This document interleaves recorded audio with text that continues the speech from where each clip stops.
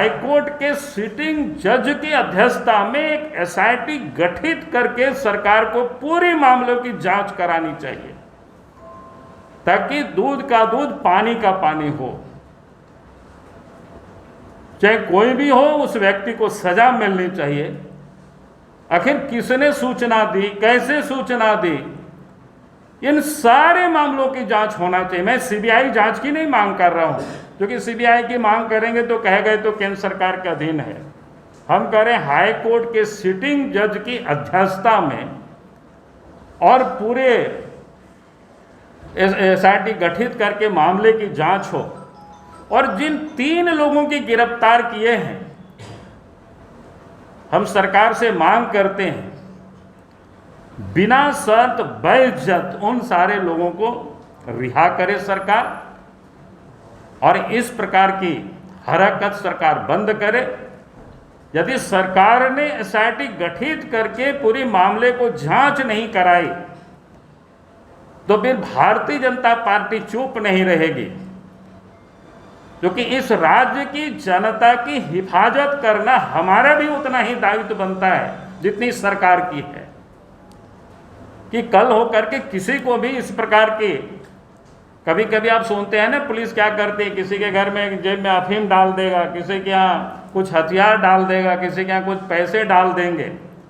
तो इसीलिए हमने कहा कि इस प्रकार की जो हरकत कर रही है यहाँ की पुलिस प्रशासन, इसको बंद करनी चाहिए और पूरे मामले की सरकार को जांच करानी चाहिए। सरकार जो यहाँ धंधा करवा रही है पुलिस से एक टूल बना करके, तो ये गलत कर रही है। और इसलिए हमने कहा कि एसआईटी गठित करके, अपोजिशन कहाँ खड़ा है वहां पर, अपोजिशन तो मांग कर रही है। अब ये सरकार को जांच करानी चाहिए ना, कौन व्यक्ति फरार हो गया, वहां तो सारे क्या बोलते हैं होटल में एड्रेस प्रूफ सब रहता है, बताने चाहिए सरकार को सब चीजों में। कोई किसको बेवकूफ बना रहे हैं? अरे आप और हम कहीं जाते हैं, होटल में रहते हैं, सब पूरा आईडी प्रूफ पहले ले लेता है, तो सरकार को सब चीज सार्वजनिक करनी चाहिए। किसका इंतजार कर रही है पुलिस यहाँ पर? हमसे सवाल आप लोग कर रहे हैं, आप लोगों को तो डीजी से सवाल करना चाहिए, लोकल एसपी से सवाल करना चाहिए था यहाँ पर। उनको ये बताने का दायित्व था। ये भाग गया है, क्या तमाशा आप लोग लगा रखे भाई? पूछिए उनको कि बतावे वो। उनका कहना है कि क्या इनका संबंध बीजेपी से? अरे हमने कहा कि उनको बताना या उनको पूछिए ना, हम तो जांच की मांग कर रहे हैं।